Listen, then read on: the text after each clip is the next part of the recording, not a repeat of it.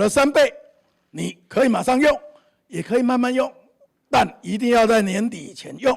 所以这叫做1000变3000，所以它不是振兴券而已，它叫做3倍券。什么叫好用呢？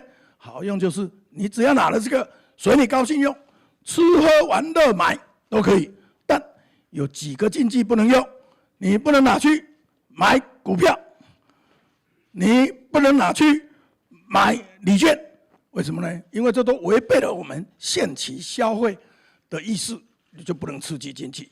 因为你如果拿去买礼券，礼券它没有期限，你就把我原定要到年底使用的，你就破解了。政府要给你1000块，你看1000块，而我怕你不懂为什么天上掉下来1000块，告诉你可以拿去换3倍券。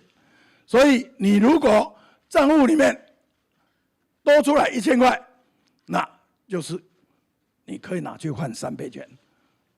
这有多少人？有120万人。